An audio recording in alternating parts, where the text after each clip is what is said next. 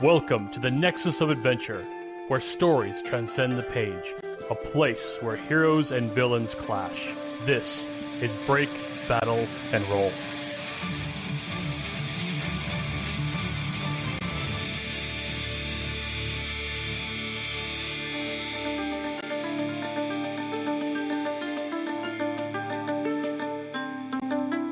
It's once again time to break, battle, and roll. Welcome, everybody. This is episode 34. My name is Aaron Rollins. I am your dungeon master, your barkeep, and I am joined by the voice behind the Plainflow Connections Circus Act ringleader, Chad Stafford. Oh, flower, I'm in fear for your life now that you're gone from my sight. Hags are coming down from the great tree and they brought an awful blight. Well, the jig is up, the mirror's cracked, we're gonna hunt down them, 'cause Thrig and me got enemies and they are abundant. It ain't the law, man, it's Timothy Brasstone. Yeah. Nice. We're also joined, surprisingly, by the player who decided to create a completely new option during last episode, Janelle Wilke. Hi, this is Janelle Wilke playing Flower.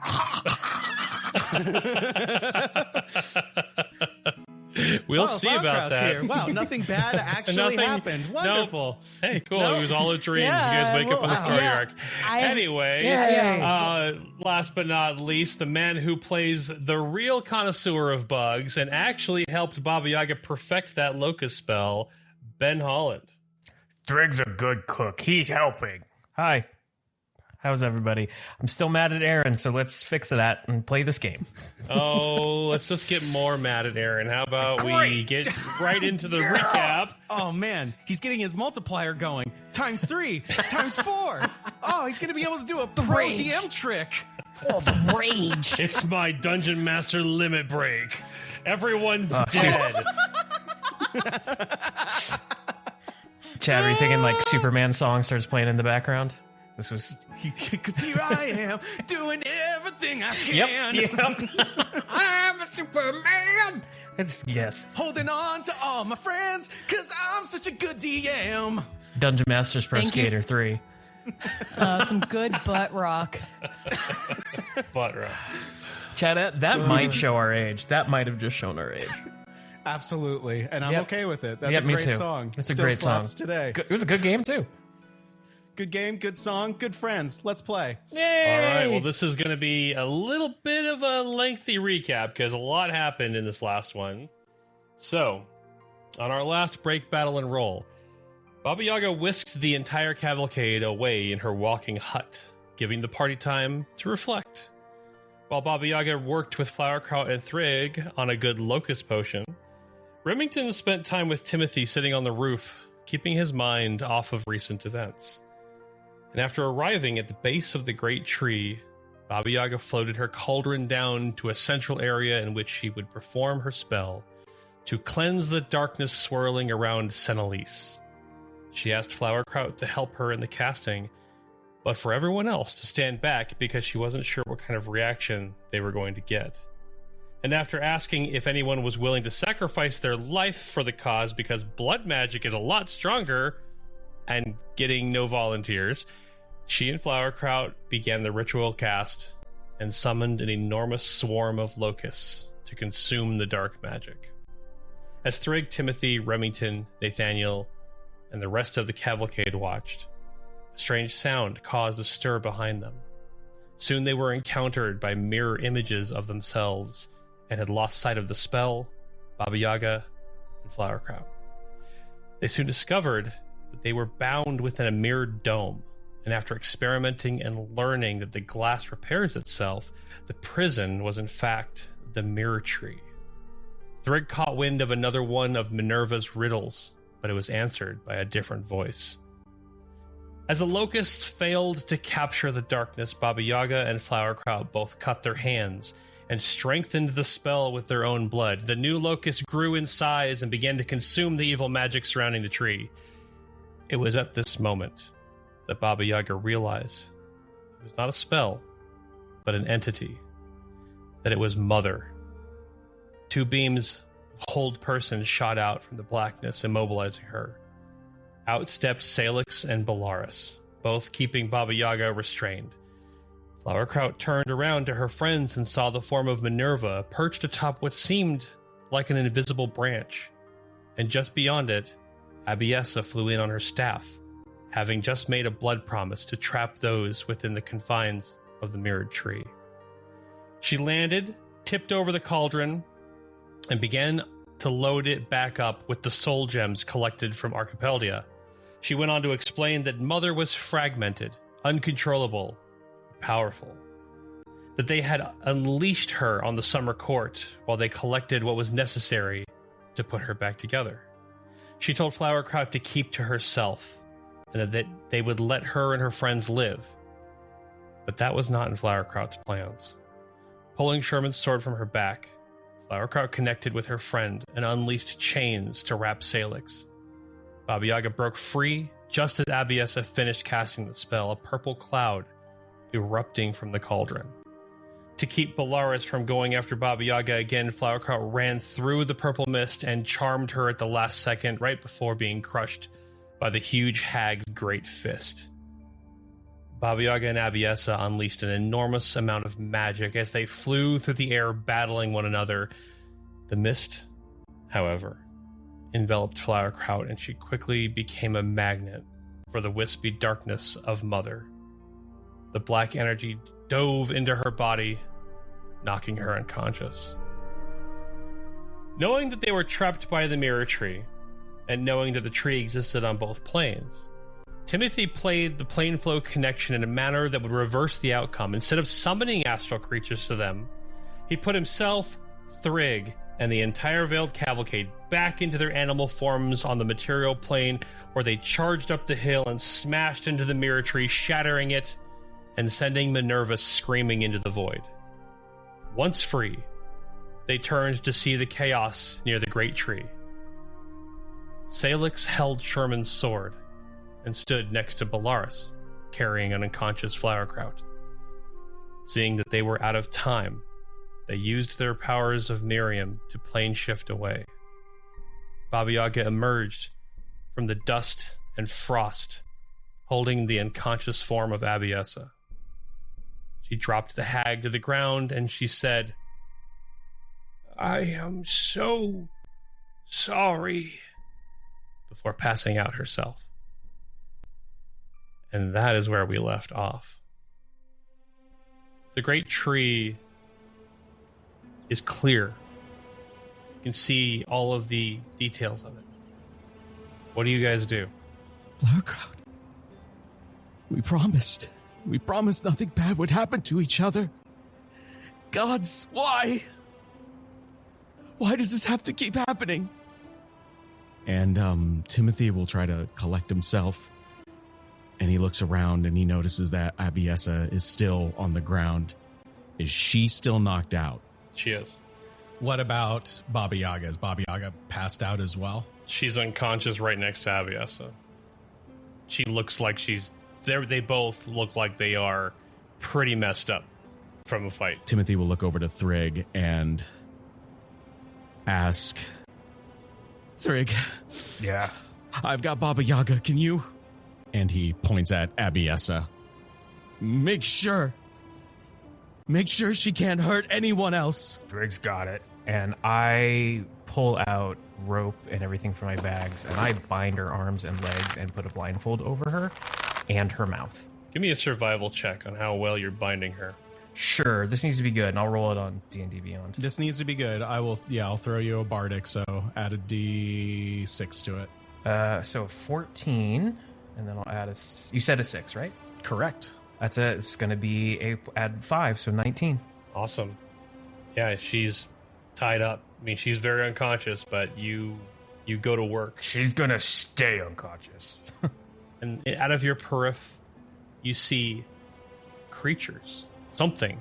People. Eladrin? Flying down out of the tree. Attached to these kite gliders. Heading your direction. Timothy is going to quickly use the brass stone lute to cast Cure Wounds on Baba Yaga. Okay.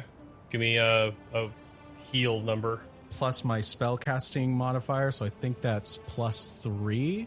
So 5, 6, 7, 8. Okay. I know this isn't much, Baba Yaga, but hopefully it can help you get back on your feet. So, Timothy, you go up there, you begin to play the lute. I mean, like, the first thing you do is you strum a note of assistance over to Thrig as he's grabbing Abiessa and tying her up. You play healing magic into Baba Yaga, and you guys see these Eladrin landing, and as they land, they, like, click something behind them, and the gliders kind of fold into backpacks behind them. You look up and you just kind of take note of them. They're wearing essentially the same garb that Roan had. Same colors of summer, the same weapons at their sides.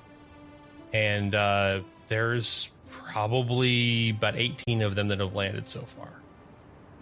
This looks to be the Senaliesse forward guard that is coming out to investigate what just happened.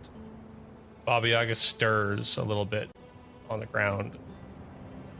Oh, is that the sweet song of Timothy Biscuit? It is. Baba Yaga, I'm so sorry we weren't here to help you sooner. You have nothing to apologize to me for. Help me up, please. An old woman. Of course. You look around. Thrig, you're just in the very end of just really tightening that knot on Abiessa's bindings. And you see that these Eladrin guards have essentially created a perimeter around not just you guys, but everyone else in the cavalcade. Remington has kind of slowly inched up, not really sure what's going on.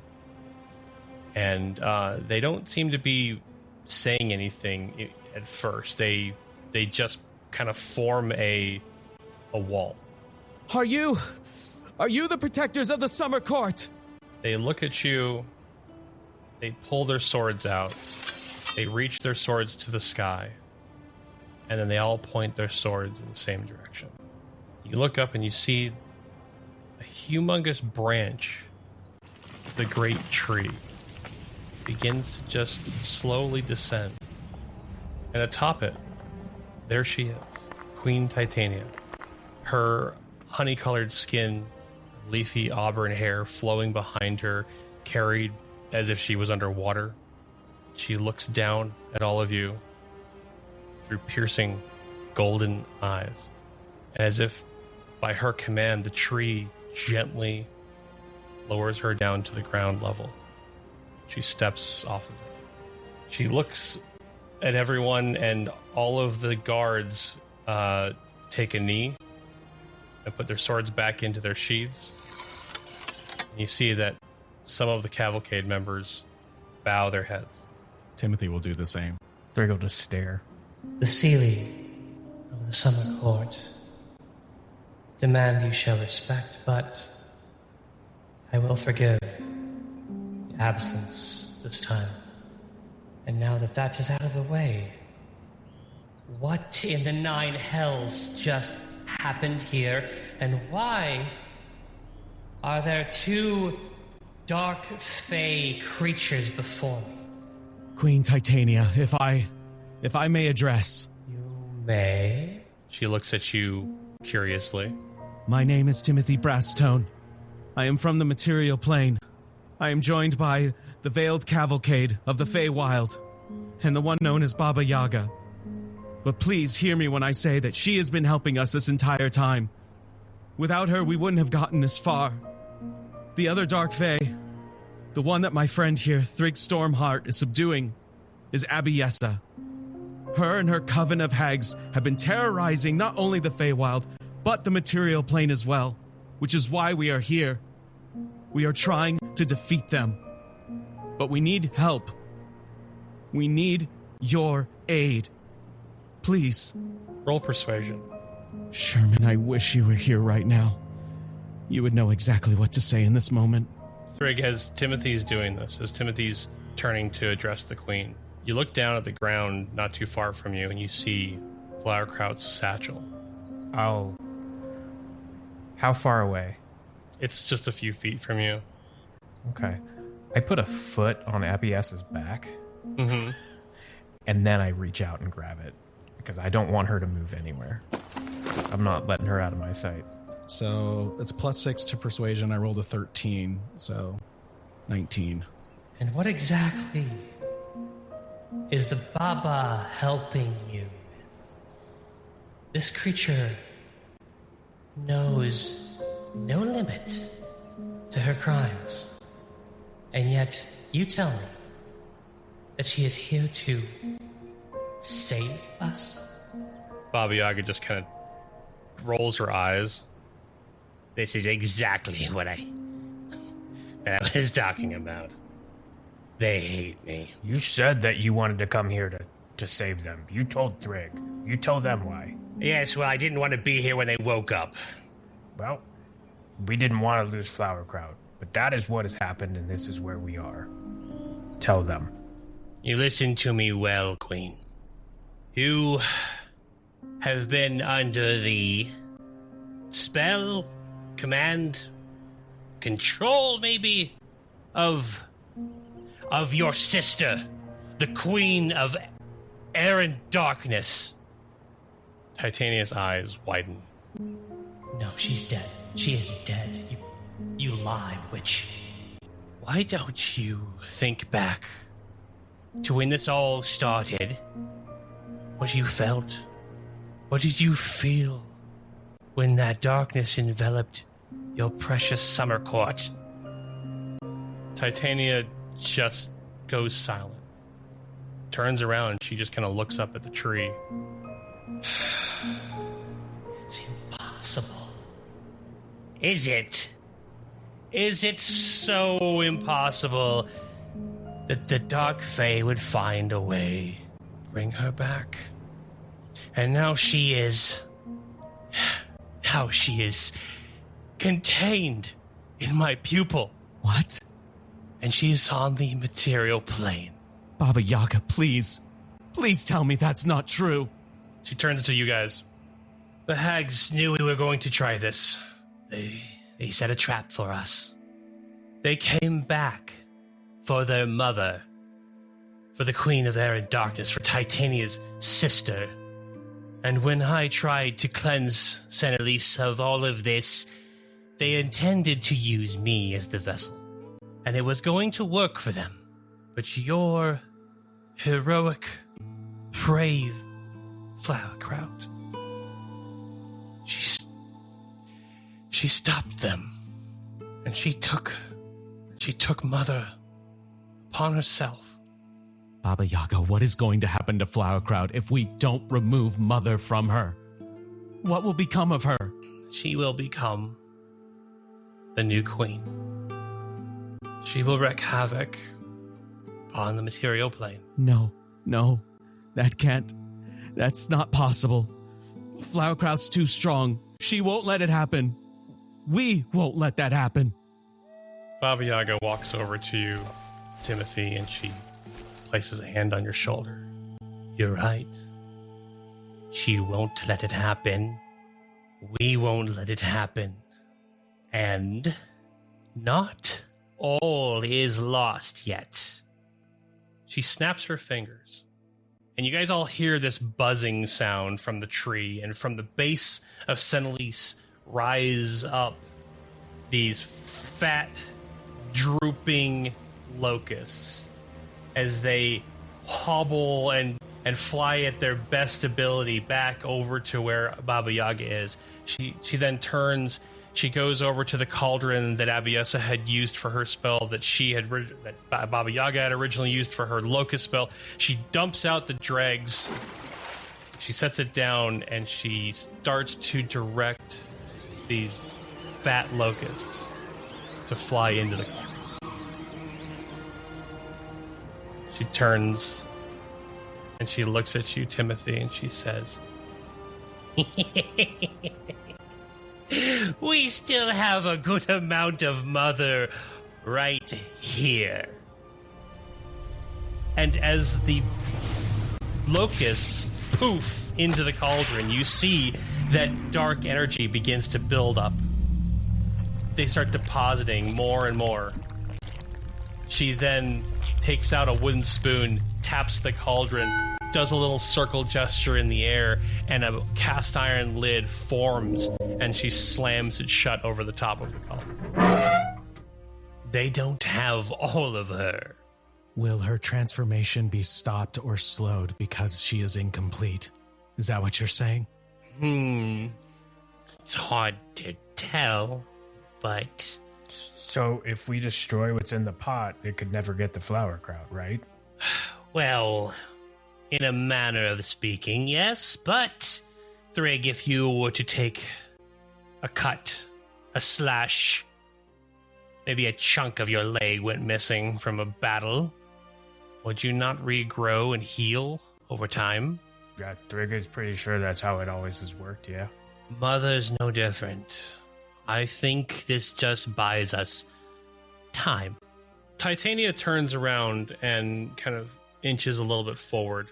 After seeing the energy being deposited into the cauldron, she kind of just like goes over and she places a hand on the top of the lid and closes her eyes. It's her. Damn. The hells. Who's responsible for this? Well, I think it's that one right there that Thrig just tied up, right? Thrig grabs Abiesa by the bindings and just holds her up in the air. This one. Still alive. Good. I can fix that if you need. No, Thrig. I want her dead as much as anyone else. She comes over and she pats you on the chest. Thrig still has Abiesa like up in the air. Okay. Yes, Mom. But... And he just like holds her up a little higher, but... Abiesa is the only link we have to finding Flowerkraut. Exactly. She is bound to her sisters. And they have taken her away. Thrig looks over at the Queen and says, "Excuse me, Your Highness, but do you have a place where you can hold her and make sure she cannot leave?" She makes a gesture with her finger, and some of the guards come walking over. They pull these seeds, these oversized seeds, out of the pockets, and you see them crumble them, and they smash the seed in their hand, and then they like touch Abiesa, and on top of your bindings, vines wrap up the hag, and they take her from you. Keep her in a wicker dome. We will handle that shortly. I wouldn't let her speak. She seems to be able to cast spells through speech. We'll keep her bound, yes. Yes. In the meantime, I would love to learn more about what the Summer Court has missed. And it seems like we have a lot of people here who have some stories to tell. I got to be a bear. That sounds like a very interesting story. I liked it. It was cool. I invite you to Senaliesse.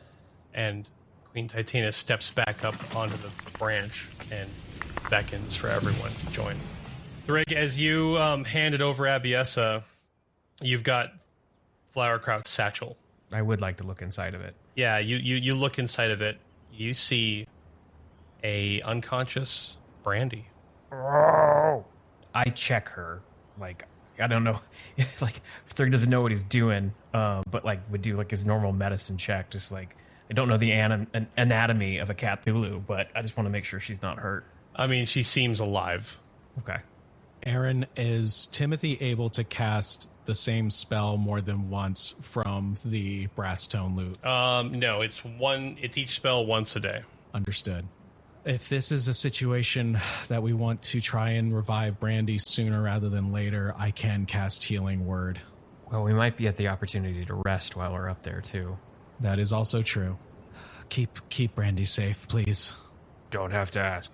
But should we go with them? Don't we need to get going to find Flowerkraut? And I look over at both Timothy and Baba Yaga. It's like, do we have time to tell stories? Well, I suspect that getting to Flowerkraut wherever she is going to require you guys getting out of here, out of the wilds, right? We can't exactly go back to Astra's Alien. If they have left the Feywild and have returned to the material plane, then we have no idea where they are. More so, time here works differently in the Feywild, so we won't know what we're up against. We won't know what has changed. If we are to have any success, we're going to need Abiessa. Okay. You won't want to stay long. I wish I could accompany you, but certain magics keep me tied down. You see Baba Yaga step to the precipice of the branch, and she looks at Queen Titania, and she kind of just raises an eyebrow. Are you so sure you want me? Let's call it a truce for now, Baba. Don't get too comfortable, though. Fine. We appreciate your aid and hospitality, Your Majesty. Thank you. I believe I should be thanking all of you. And I intend to. Let us get to a better place, a more comfortable place, and we can learn from one another. I'll step up on the branch. Does that include all of us? We ain't Senaliesse people. Your Highness, Remington has been with us and can probably fill in a lot of gaps that we don't know. I don't know if you know Roan, but he seems to be of the same group as you guys, and he was with them, and there's just a lot. Remington should join us. Of course. Everyone here is invited to join us. Oh, good! Walk on to the branch! The branch lifts everyone up, and you guys enter into Senaliesse. Walkways between branch and the main trunk of the tree. Just Eladrin architecture in the buildings attached to it. You see pixies flittering around everywhere, wearing fine robes. The citizens of this city seemingly coming to still. They don't really understand what just happened to them. And everyone is kind of ushered into different areas. The cavalcade is kind of given some space to go and relax. The queen, you kind of lose sight of the queen, and they have taken Abiessa somewhere. But you are told that the queen would be summoning individuals in a little bit. In the meantime, you guys are given a comfortable space where they have food laid out for you, wine, just probably the fanciest meal you think you've ever seen in your entire life. As these Eladrin gracefully float in and out of the room, pouring your mug back full, and you guys can see just the irritation on Baba Yaga's face. I have never seen a place like this in my entire life. It is beyond words, but it doesn't feel right to just sit here and pretend nothing is wrong. It's too much. Yes, it's a lot. I'd say I was at a loss for words, but that's every day. Are there any gaps that I left out when I was explaining all of this? I suppose the only thing worth mentioning is the fact that Mother wasn't the only thing the Dark Fae have summoned into this world. You're speaking of the Jabberwock. Of course. Yes, that is definitely worth bringing up. Baba Yaga, I have a question, and I hope you do not judge me on such thoughts, but I'm listening. like the the Dark Fae. I and Sherman and Flowerkraut carry a piece of Miriam. Is it possible that we can use that connection to maybe find a way to locate Flowerkraut without Abiessa's help? I don't know. I am aware. I've listened to these hags plot and scheme. I know what their ultimate goal was, which I never thought they'd make it this far.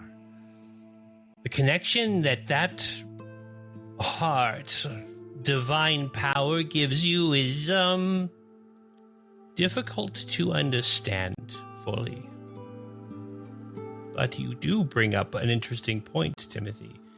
Abiessa still has hers, and if I know anything about covens and the way hags function, it would take 3 of them to take back her segment. So I don't believe that Salix and Bellaris have the ability to take away Abiessa's. I suppose that answers my follow-up question. I have witnessed these Dark Fae tear each other apart just to get another piece of Miriam. Whatever bonds they pretend to hold for each other is over the minute they are no longer useful to one another. Miriam and her power should not be used for such vile purposes. Perhaps it's time for us to start taking Miriam back. That is my intent. We're going to cut over Flowerkraut. You find yourself standing once again in the bleak darkness of space with only a mirror in front of you. The same as Aster's nightmare. In this mirror, you don't see the hags like you had before. Instead, you see the beach of Adristia again, and you hear the sound of the water crashing against the shore. You are looking into a memory of a dream, because there, through the mirror, and standing waist high in the water of Adristia, the sun setting behind her back, is once again Laminaria. And through this mirror, she turns to you, just as she had in your dream. I was never given a choice. You will not be given one either. The dream fades from the mirror's surface. In its place, in the actual reflection of this mirror, you see a woman standing behind you. Flowerkraut turns around. She's tall. Her face, the palest white you've ever seen. Her eyes, devoid of an iris or sclera, completely hollow. You'd think she was a statue, maybe. She's standing so motionless.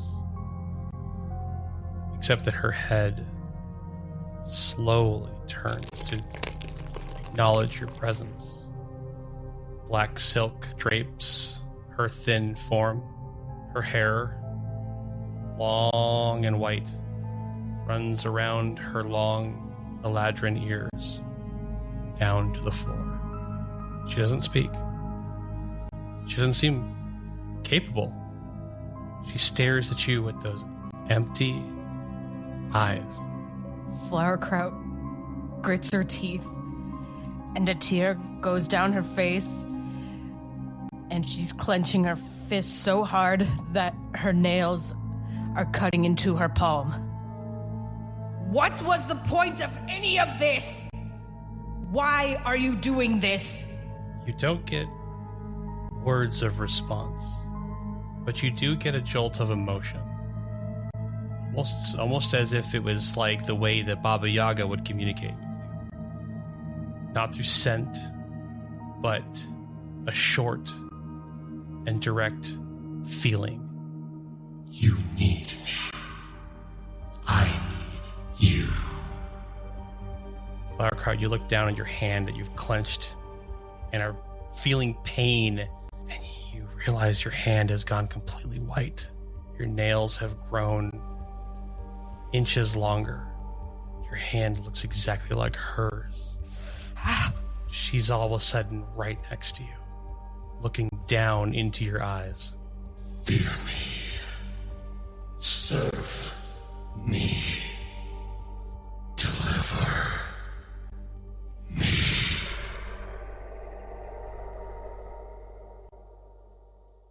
We cut back to Timothy, Thrig. The satchel jerks and suddenly Brandy comes flying out of it. Hey, it's okay. It's okay. Bird brain. Blue brain. Brandy, you're okay. And for the first time, Timothy just hugs Brandy. What happened? Where's Hugs? Hugs. Yeah, we tied one up. We've got her still. You know, maybe when we've got all the information out of her, you could eat her brain. How would you like that? Yes, Brandy will eat her brains. Where's Flowerkraut? Brandy starts to hack up, like a hairball hack up. Oh. Yeah, okay. Get it all out. It's all right. Not on the carpet. Not on the carpet. Not on the carpet. One of those dark wisps comes out. Oh, no. No. Oh, I've got that. Baba Yaga just like grabs a jar and freaking captures it, sticks it in there. Baba, is this because Brandy is Flowerkraut's familiar? Is Brandy connected to Flowerkraut in that way? It might have more to do with the fact that Brandy was with Flowerkraut when the spell went off. Brandy was affected by Abies's spell, so she may have absorbed a little bit of Mother. Brandy, I'm so sorry. Flowerkraut did not call for Brandy. She called for Dogbrain. Sherman? But I felt her fall. Brandy came to help Flowerkraut, but evil smoke made Brandy sleep. How do you feel? Brandy, angry, sick. Thrig angry. It's interesting that she was able to simply cough this stuff up. What kind of creature are you, Brandy? So interesting. Brandy and Flowerkraut share something in common. They're both one of a kind. Indeed. You give Brandy Hagbrain. One of the guards arrives at the room and ushers you guys to follow. I pick up Brandy and put her on my shoulder as we go in. The Queen would like to know if you would wish to speak to her first or to visit the prisoner. You take Brandy to Hagbrain. No, we can't let you eat her brain yet. We need what's in her brain. And then you can, maybe have her brain. Yes. That's, Timothy, do you think so? Or? The Queen might be able to give us insights we don't have right now. Yeah, okay. We should seek an audience with her. We'll talk to the Queen. Sorry, come back. Let's go the other way. Okay. Yes. This way, then. You guys arrive in the Queen's chamber. This enormous circle high atop the tree, essentially the court. You're seeing all of these chairs where other representatives of the Eladrin Seelie would sit and decide upon the fates of the Feywild. The Queen sits in her chair, and you see that before her is Remington and Nathaniel. A couple of the cavalcade members are standing nearby, and Remington turns to see you guys approaching. Oh, hey guys! I just got done telling Her Majesty here what happened, or kind of things that Feywild was facing when they weren't around to help. Thank you, Remington. Thank you for everything that you've done for us. Thank you, buddy. Hey, Timothy, you hanging in there, man? I don't know. There is an anger in me I don't think I've ever felt before, and I don't know what to do with it. Maybe you can relate. Remington just wraps his arms around you. Thank you, Remington. Just take a breath, Timothy. Close your eyes. You're still with us. And I'm sure Flowerkraut's just fine. We're gonna get her back. No matter what. No matter what it takes. You will get her back. I know you will. And, well, we owe you a solid. I hear that there's a something called a feline here in Senaliesse. Something that can take you away, take you to where you need to go. There's a Feyline here. I've traversed one before with Sherman and Flowerkraut. If there's a Feyline here, we can get back to the material plane. All we need to know now is where they went to. Thank you, Remington. This gives me hope. Hey, well, I didn't know that until just recent. It's what the Queen was telling us about, but... Was it far away? No, apparently it's right here. Just can't see it. Do me a solid. If y'all make it back, and you run into Roan, because that son of a bitch is still out there in the material plane, you tell him that he owes me. And if he wants to pay me back, he can help you find Flowerkraut. You tell him he ain't allowed to come back to the Feywild until she's safe. You hear me? Ron kind of owes me too. He sure does. Never seen anybody run like that, Thrig. Yeah, you haven't. We Thrig. I love the touch me, Thrig. Oh, that got me. Me too. Well, us here, us from the cavalcade, we have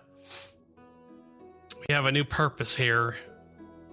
We have a new purpose in the Feywild. We're gonna work with the Queen. We're gonna make this a better place, and it's not completely safe yet. But we're the scouts. We know what's going on. We know where to look for them dark Fey, and we're gonna help make it safe. And I couldn't thank y'all enough for everything you've done for me. Do you trust her, Remington? Yeah, I do. I think she's in a vulnerable place right now. I think she realizes that Summer Court ain't invincible. That sometimes you gotta rely on the simple folk of the Feywild. You, my friend, are anything but simple. Come here, you big lunk. He hops up into your arms. Big hug. Y'all take care. I'll see you again. The snack brain? No, you can't eat, bunny. Okay. That's not much here to eat, sorry. Hey, Remington. Yeah. This Feywild you talk about, place that's safe and beautiful, I hope to see it. I hope you do too. And I hope to see you again too. We're gonna make that happen. And Remington leaves. Thank you for coming. I've heard quite a bit already from your friends. But I would like to understand more of exactly what happened to us. I can fill in the gaps.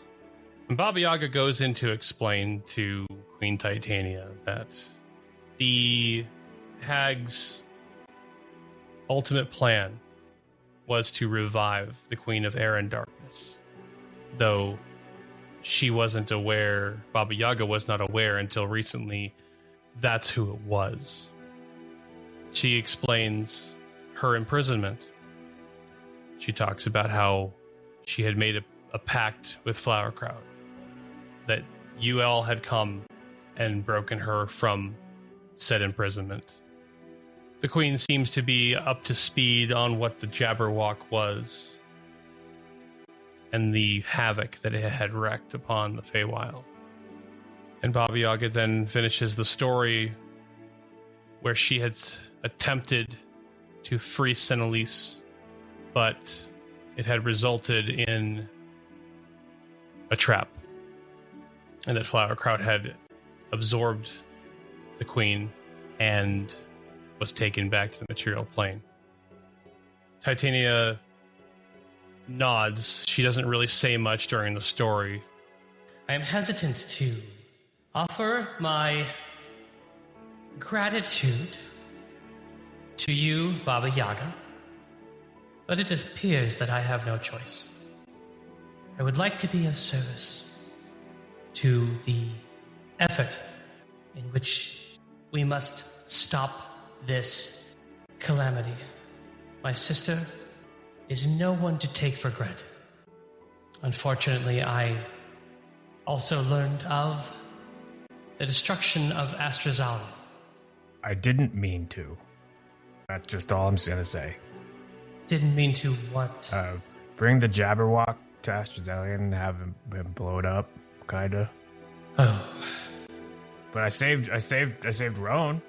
That was good. And to be fair, Your Majesty, the city was attacked prior to the Jabberwock's arrival. There was no survivors that we were able to find in the wreckage. Yes. Your friend Nathaniel here has informed me that he worked with Lady Chandra. She was the ruler of Astrazalia and was my niece. I am deeply sorry for your loss. I thank you. Seems we have all had loss lately. You are correct. What is it that the Queen of the Summer Court can do for you? I believe access to your Feyline is our only way forward. But first we must talk to the prisoner. We must find where they have taken our friends. The entity that's inside Flowerkraut is dangerous, and we have to stop it before it consumes her. No matter what. Granted. Go to her. Do what you need. If you must take her life, I will not be bothered by that. Can I ask a favor? Of course.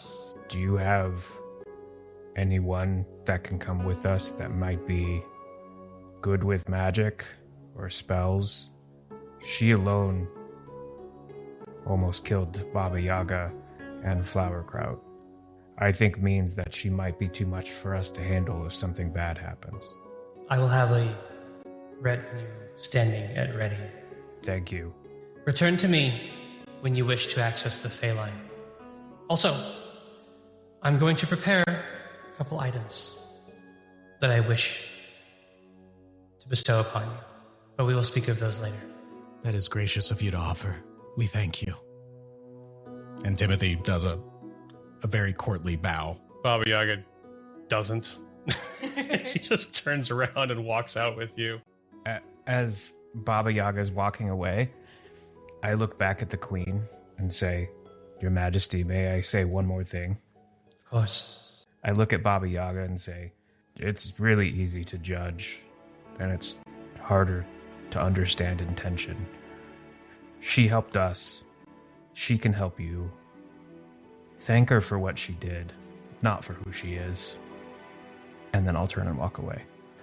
As you guys are heading to the prison, Baba Yaga kind of pats you on your arm, Thrig. Oh, yeah, I appreciate the kind words, Thrig. Oh, it's a complicated relationship I have with that woman. I'd appreciate it if you didn't make me regret them, Mom. Oh, you won't regret anything. Okay. Now let's go kill this girl. Interrogate this hag. Thrig, Yeah? I want to ask something, and I know it is not an easy thing. But I think I need a moment alone with Abiessa. Are you sure you want that? Thrig does not feel safe in that. It might be too much to ask if you don't tell me why. That's understandable. I have to believe there is something I can do. This part of Miriam that I carry. There has to be more that I can do. But there's this anger in my heart and I can't let it go. It's festering. I want to destroy her. If there's any more obstacles between me and the people that I love, then I am going to go through them. If you truly want a moment with her, I don't think, Thrig, I can deny you that, Timothy. But let me do what I must do first. When anger gets into Thrig, anger is loud. It takes over everything. And coming from me, this might sound ironic. I've heard that word before. I'm not sure what it means. But you have to outthink it. If you could never go back in a book, how slowly would you read it? You have to take time to understand what's happening here. Because we don't get a second chance. Then we'll do it together. We are going to find out everything she knows.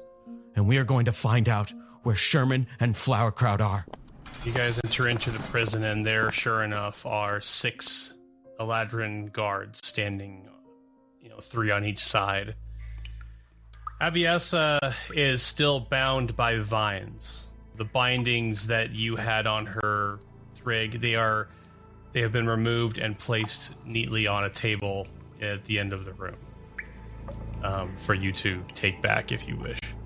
The bindings that are on her now essentially keep her kind of like almost crucified. She's got like just vines wrapping her and splaying her out, but she's kind of up in the air. There is still a gag in her mouth, that the one that you had put in her mouth. Right? That's still there. She's unconscious still. What do you need to do, Mom? Well, you probably wouldn't be surprised if I told you that it involved blood. I'm hoping it does. Not mine. Baba Yaga walks up to Abiessa and she pulls out a flint dagger. She grabs Abiessa's bound hand and she cuts her palm. And she begins to trace sigils out of Abiessa's blood along her hand, up her arm, across her neck. Doesn't cut her too deep. Doesn't like keep the blood rushing or anything like that. You see Bobby is grabbing some components out of a pouch. She's always got just the weirdest shit underneath her skins that she wears. She blows some kind of dust over the top of Abiessa, and then she begins to cast a spell. Baba Yaga, if you may enlighten me, what kind of spell are you casting upon Abiessa? A scrying spell. Salix Spelores. Show them to me. Baba Yaga's eyes go wide. You see just blue light shining through them. She starts to turn in different directions as if she is looking through the eyes of the Hag sisters. She looks at the ground. She looks off in the distance. She sniffs the air. Under her breath, you see her, especially being the Kenku you are, you see Baba Yaga's lips go. Her eyes go back to normal. What did you see, please? Island cliffs, weak, bended trees, a waterfall. Could Timothy do a history check to see if this might be Flowerkraut on version of her island, or if this just happens to be a similar sounding place? Go ahead and roll a history check. Yeah. I don't think I'm good at history, but I don't think anything else would work in this scenario. And hope for the best. Hey, no, that's a 6. That's not good. It doesn't sound familiar. Baba Yaga goes on as she closes her eyes to try to pick out features of this place that they plane shifted to. It seemed dry and salty, rocky. wind. There was so much wind. What island? Island was that? You're not sure you know what island this is. Would Thrig have ever heard of something like this? I mean, worth a shot. You know what? Thrig, give it a shot. Roll a history check. Don't worry, I got a -1. Just click that button right there. Got a 14. You mean you've been to some islands, obviously, in Archipelagia, but maybe not a whole lot? Thrig doesn't actually have a passport, so he has to go to like just territories of Archipelagia. Can't really leave the country. We might have to find someone, perhaps a library or something that has a better record of the islands of Archipelagia. We can't do that here. Timothy glances over to Brandy and has a thought. Could Brandy act as a wayfinder of sorts? She was able to find Flowerkraut when she was in the Feywild. I've never thought about that. Brandy finds flowerkrauts. Brandy, let's see. She picks Brandy up. She casts the spell again, but this time she holds Brandy's paw out and touches Abiesa. Brandy, you see the same things. You see the island that she's on. You don't know the name of it, though. But you can sense the Flowerkraut is there. Flowerkrauts is on island. Since Flowerkraut and Brandy have done plenty of adventuring, should Brandy do a history check to see if she's been on that island before, even if she doesn't know the name? Yes. I think Brandy probably has a 0 to history, so we'll just do this raw. Better than Thrig's. A 13. Brandy has a +3 to intelligence, so Ooh. that would be a +3 to history. Okay, so that's a 16. Brandy, you think you know what island this is? Brandy has been to this island. You have. That's wonderful. Do you remember its name? No. Long ago. With old brains. Do you remember why you were there, what you were doing, or what was on the island? No. Travel with old brain party. Did you eat any brains while you were there? Oh yes. Yes. Brains of what? Brains of what? Fish brains. It seems like Brandy will be a good wayfinder for you. We just need to home in on where this island is and hope that the Queen can send you close at least. I guess that's a start. Timothy, what is it you wish to do? I don't know. I feel so conflicted. I used to pity them, you know. I understood what it was like to live a life of desperation, hoping for a world to accept you. I remember having to do things that I wasn't proud of just to survive, but the difference is I feel regret for those choices. I don't think they do. I don't think there's an ounce of regret in them. But right now, more than anything, I want Flowerkraut and Sherman back. That's what I care about right now. You're right. How about this? I've done what I can for you, and I will just be outside of the room when you're ready. Baba, perhaps there is something more you can do. While we're gone, find a way, any way you have to. Get that piece of Miriam out of her. She doesn't deserve it. I'm not very good with the divine. That's understandable. I barely know how it works, and it's inside of me. What happens to the heart of Miriam when that which contains it dies? Timothy, what's...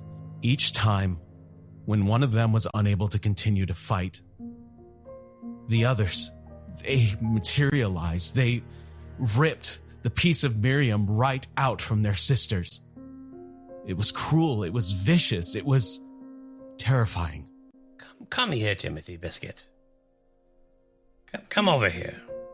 You have a piece of the heart inside of you, yes? Yes. Call on it. I don't know. I've never called upon it before. It happened. She She gave us power when we needed it most, but I will try. Baba Yaga steps back. Timothy sits down, cross-legged. He pulls out Tyrman's lute, and he doesn't play any song in particular, but he closes his eyes, and he just softly strums the lute, and he tries to find the rhythm between it and the beats of his own heart. And he thinks about the connection, not just with Miriam, but with everyone else tied to Miriam's heart. He thinks about the first time he met Sherman. My name's Sherman Jeppard, and I am on a rover mission from PAL. The first time he met Flowerkraut. Hi, I'm Flowerkraut. You can call me Kraut if you like. You guys are actually on my home. This is my island. It's called Adristia. The last time he saw Tyrman. Is that you, my little songbird? And then he remembers the first time he heard Miriam's voice. Children of Arcapalia, you are needed. And he holds on to that feeling with everything he has. And he tries to materialize that power. Roll religion with advantage. The best roll is 15. You start to think about Miriam. You start to think about the interactions you've had. You think about Amelia on Praxel. You think about the heart gem that she gave you. You think about anytime you have encountered these hags in battle, you have been strengthened by Miriam, like you've been protected, like a shell. You think about the feeling that rushed through you when you and Sherman and Flowerkraut restored the protective barrier around Wallach. That Miriam is actively with you.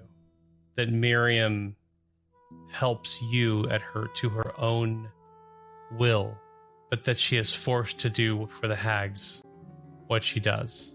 And your heart begins to glow in your chest. You feel this white energy come out, radiating around you.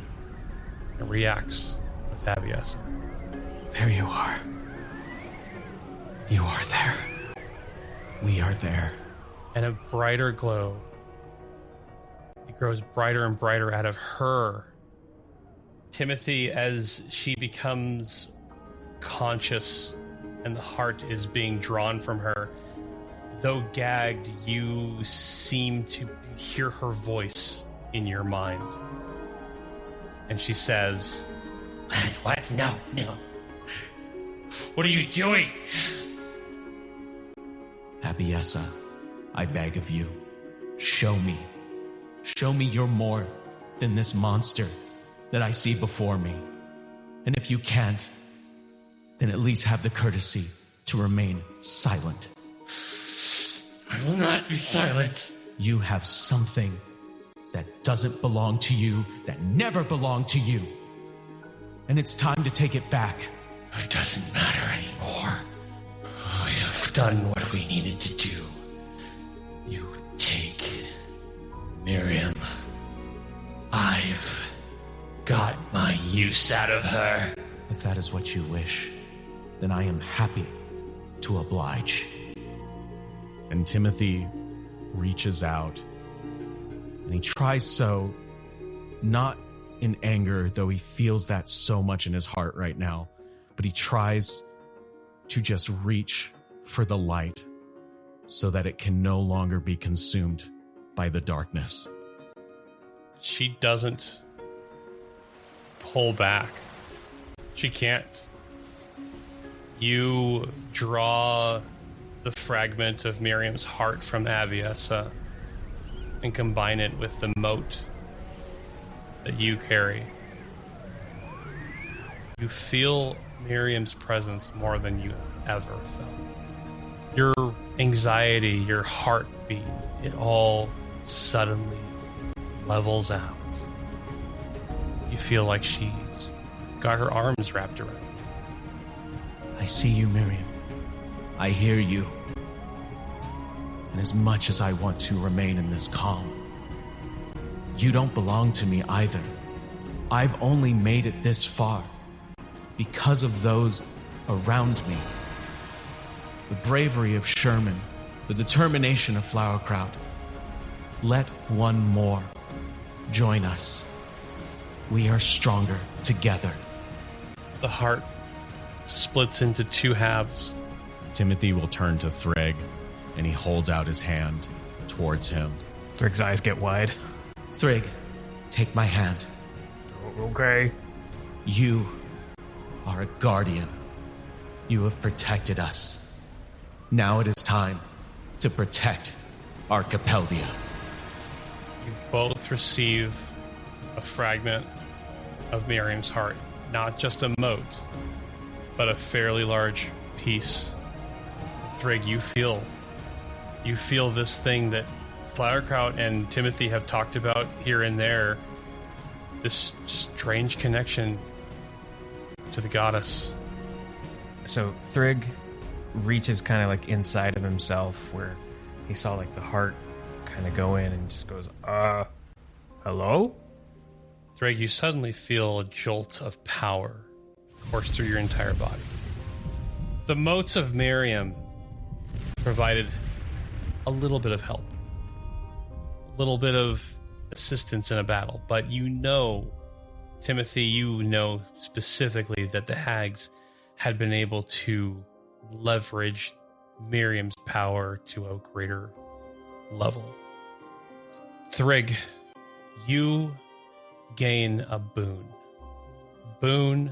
of the Stormborn. You have immunity to lightning and thunder damage. And you can also cast Thunderwave at will without using a spell slot or any components. I imagine I can only do that once. You can cast it as much as you want. Oh my. What? Oh my god. Okay. Timothy, you have the boon of magic resistance. You are permanently resistant to magical effects and have advantage on saving throws against such spells and effects. Oh, awesome.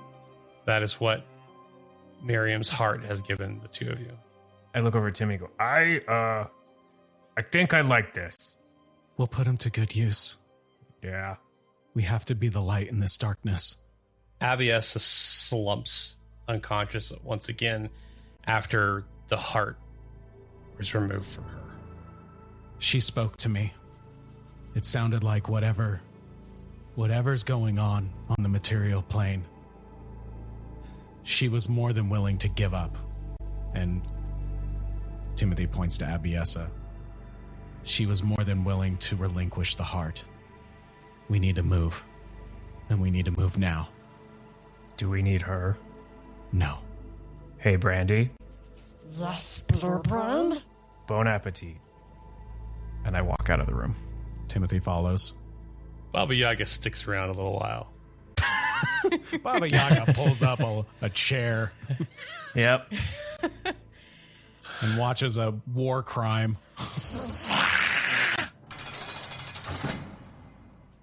And as you guys are like moving further away from the prison, you also hear Baba Yaga just.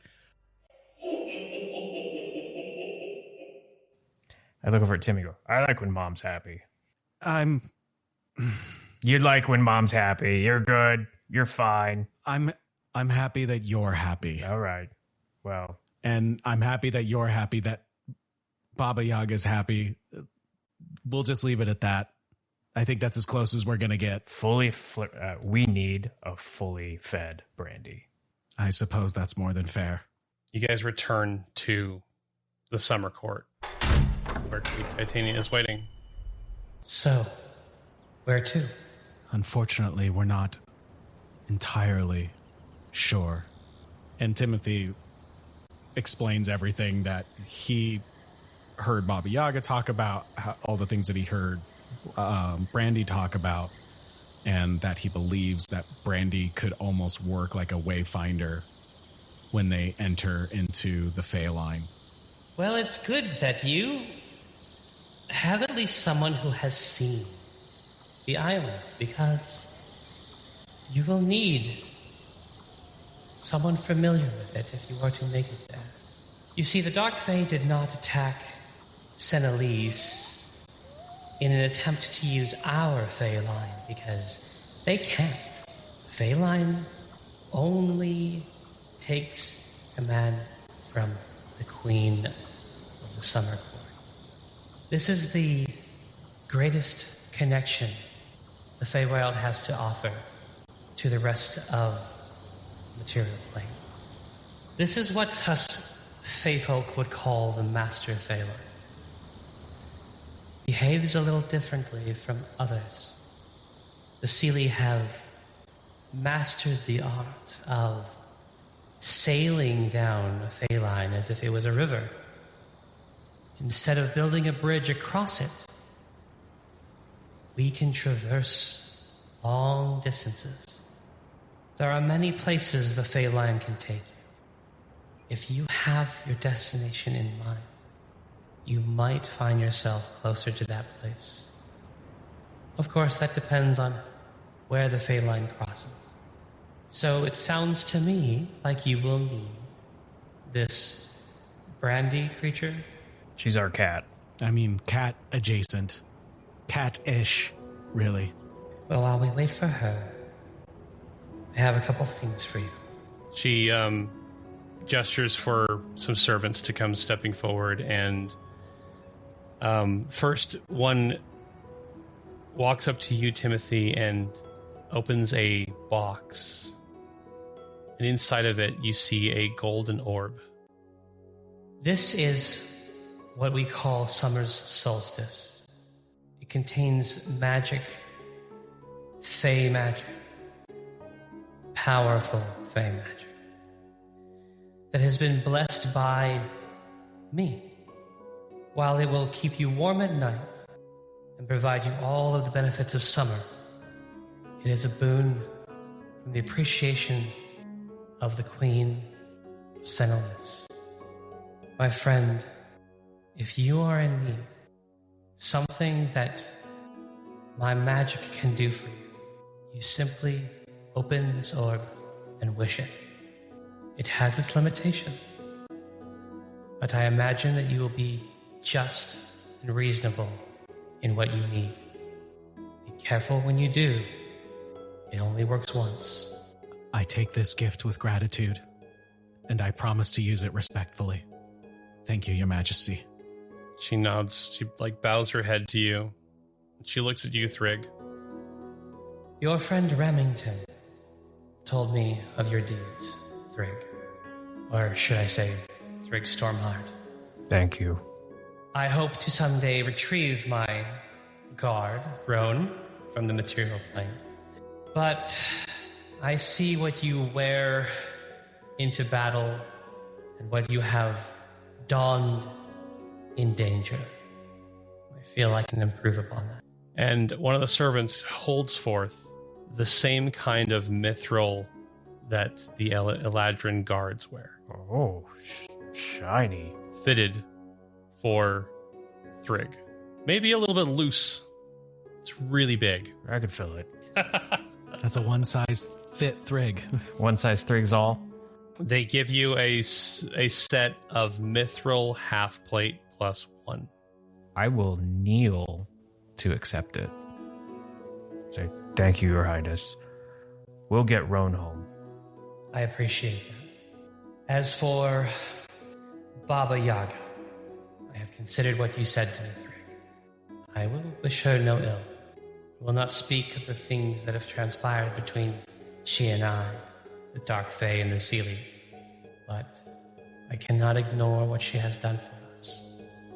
She will be welcome here, so long she follows the laws, or the unlaws, of the Feywild. Thank you. Now, let me prepare this for you, for when your friend Brandy arrives and gives us a little bit more information about where you are going. I didn't get to say goodbye. Nathaniel, this isn't goodbye. We'll see you later. We have to come back and bring Roan anyway. We have to see the Feywild that Remington is making. And I'm sure Flowerkraut would like to say hello again. And we'll make sure that happens. I wanted nothing more but to go with you to find Flower. But I spoke with the Queen, and she speaks of this Master Feline. It works differently than the one in Astrazalian.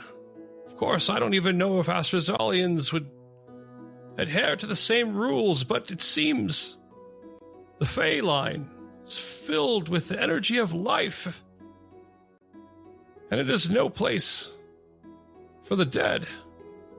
It doesn't work for someone like me. I'm sorry, Nathaniel. Know that we will go in your stead, and we are going to save Flowerkraut. Please, bring her back someday. I really would like to see her again. I will do all that I can. I can promise you that. She'll be back. So will we. I have to go back to Astrazalian.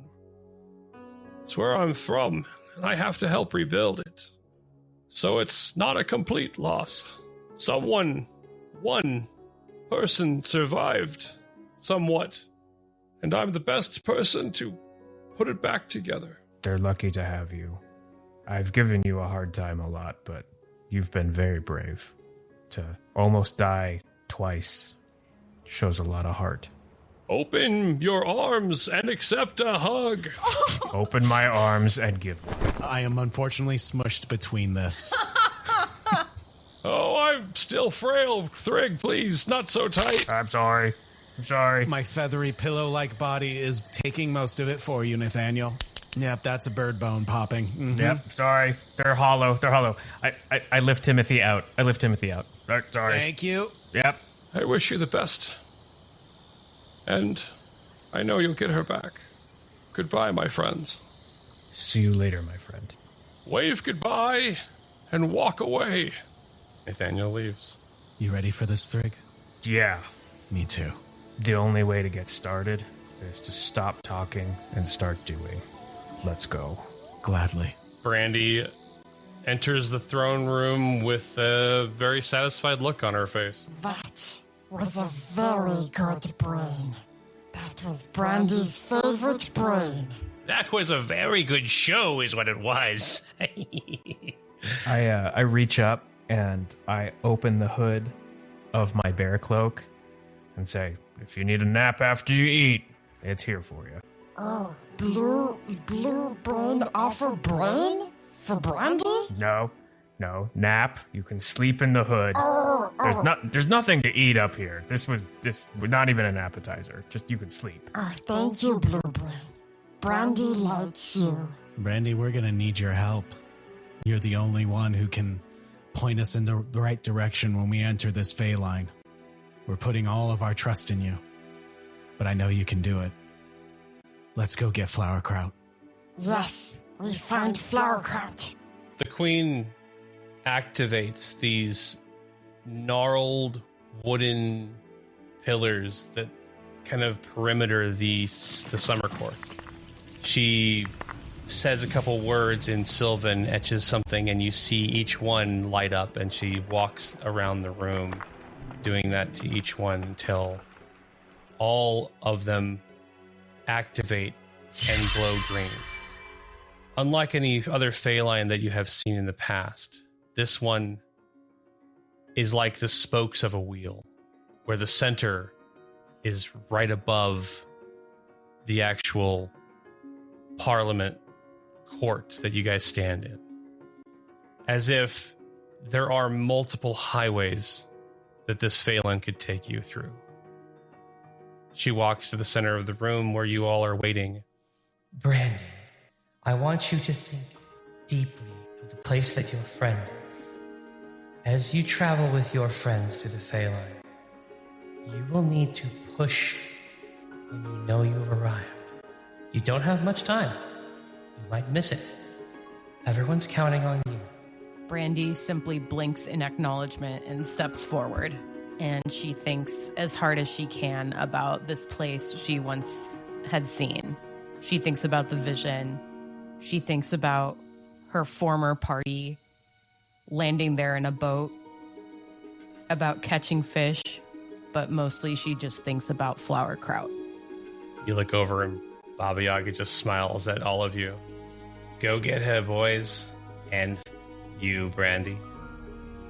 The Feyline descends upon the three of you. You feel yourself being whisked away. Brandy, you keep your mind's eye locked on this island. On the salty, arid, gray ground, the stunted trees, the salty ponds, the cliffs. You're flying around through both the Feywild, jumping into the material plane, back into the Feywild. You're taking different pathways, different highways. You've never felt like you've traveled through a Feylane this long before. You've always just crossed through to the other side. Suddenly, Brandy, you feel it's close. You feel Flowerkraut's presence. Flowerkraut's here. Let's go. Thrig's ready. You interlock your arms with each other and rip yourself from the Feylane.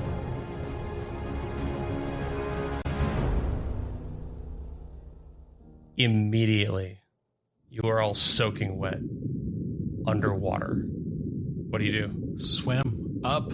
Are we underwater? Underwater? Yeah. You are underwater. Swim up. All right. Give me athletics checks.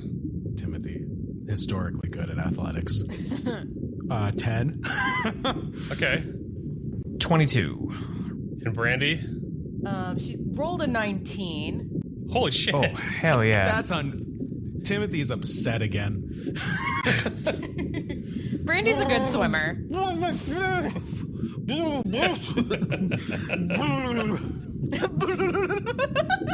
You're doing okay, Timothy. You're struggling just a little bit, but Timothy's on the bottom, like Sonic the Hedgehog, looking for air bubbles before he. No. It gives me that song gives me anxiety. It does. But you all surface. Where are we? Thrig? Brandy? I grab Brandy and I put her on my back. Oh, thank you. Brandy, you sense that island. You close your eyes and you turn a little bit to your left, and you know that's where it is. Brandy kind of bats Thrig's ears in the direction she wants to go. This way. This way? All right. This, yes. Timothy, you okay? Need help? I'm fine. Can I put Timothy on my back too? A little bit of salt water is good for the lungs. He's a bird. He doesn't weigh much. Why isn't the guab working? It must be the salt water. Climb on. You swim. You swim with Timothy on your back and Brandy on your head. Yep. Have a Brandy hat. You do not eat. Takes about an hour of swimming. Holy shit. Doing all right, Thrig? Thrig, roll a Constitution saving throw. How about I give you? I'll give you a little tune, a merry little shanty. I'll give you my last bardic inspiration.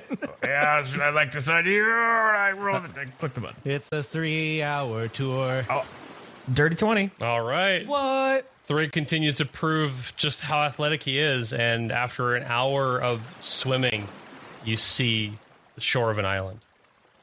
There's got to be it, because Thrig don't have much left. And I want to kind of scan the island from wherever we are to see if I can see anybody on it to maybe not swim up there. Give me a perception. Sure. It's an 18. There is nobody on the shore. It looks dead. Like, this looks like a very dead island. In terms of vegetation, it's very arid. You know, just kind of rocky with few trees off in the distance. So I will just pick the closest spot and sprint my way there. You guys get to the shore. and you're trudging up onto land. Greg, you're catching your breath. Sorry about that, Thrig. Thank you. That's what you pay me for. I don't, but okay. That was the joke, bird. Oh, and sorry. I just lay on the ground for a second with my arms spread out. Yeah, that's fair.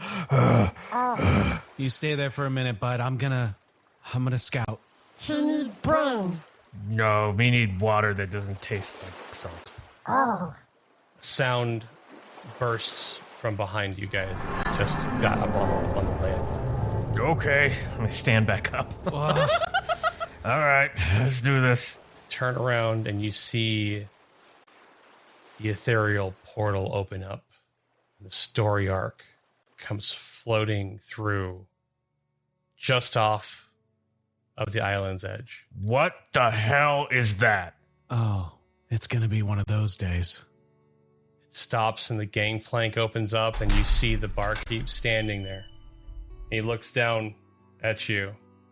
Sorry, gentlemen and little one.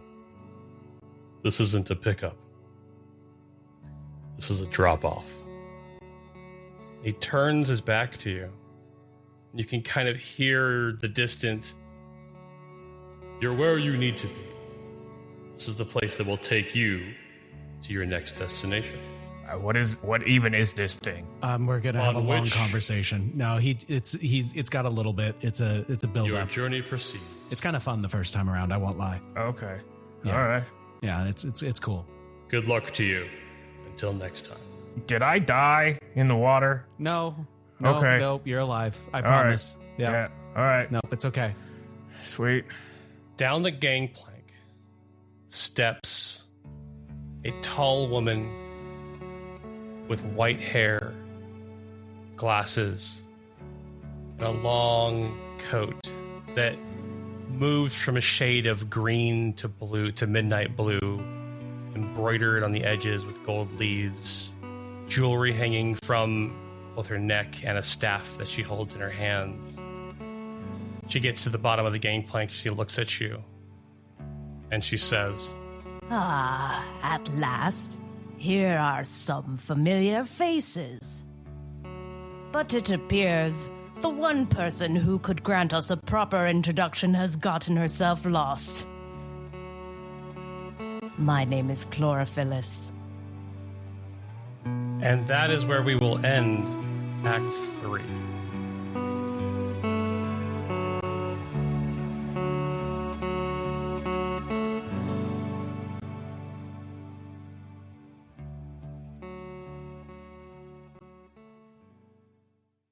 Winds with you, BB Army. This is Timothy Biscuit wanting to thank you for joining us on today's episode of Break, Battle, and Roll. We hope you're enjoying our adventure as much as we are in living it, creating it, either one. If you're looking for more ways to connect with Break, Battle, and Roll, you can follow us on our Instagram and Twitter, both at Break, Battle, Roll, or you can stop by and give us a like on the Break, Battle, and Roll Facebook page. Additionally, you can check out our website at www.breakbattleroll.com. It's also there that you can join our Discord server, where you can chat or game with us and other members of the BB Army. You can find our invite link at the top banner of our site. And hey, if you want to follow the cast on social media, you can find the person that voices me, which is very meta, on his Instagram and Twitter, both at It's Chit Chad. That's ITSCHITCHAD, as well as his YouTube channels, Chit Chad Show and Chit Chad Plays. You can follow Janelle, aka Flowerkraut, on her Instagram at Janelle.Wilke. That's JANELLE.WILKE. You can follow Dustin, aka Sherman Shepherd, on his Instagram at the_final_destination. That's DUSTINATION. You can follow Ben, aka Thrig, on his Instagram at slam_handwich. That's HANDWICH. Ben is also one of our composers, and you can check out his other musical works on his Spotify artist page under Ben Holland. Finally, you can find Aaron, aka the Dungeon Master, aka the Barkeep, who I'm not allowed to ask questions to still, at his Instagram at Arkuma. That's AARKUMA. This podcast would also not operate the same without our amazing supporting crew, and we would love to give them a shout out, starting with our other composer, Rory O'Neill, for providing his amazing musical accompaniment to our episodes. I certainly have learned a few things from him, as well as Ali Stafford for managing our social media platforms, and Laura Rollins for her additional audio editing support. And now that you're a part of the BB Army, help spread the word. If you've got a friend that's into Dungeons and Dragons, tabletop RPGs, or just narrative podcasts in general, please send them our way. We would really appreciate it. Also, if you and your friends happen to be listening on Apple Podcasts or Spotify, please leave us a review. It's one of the best ways you can support our show, and we would love to hear what you think. And once again, we just want to thank you so much for listening, but now, unfortunately, it's time for me to go. I promised the barkeep that I would perform another set on the story arc. So until next time, fare thee well, travelers. We'll see you on our next adventure.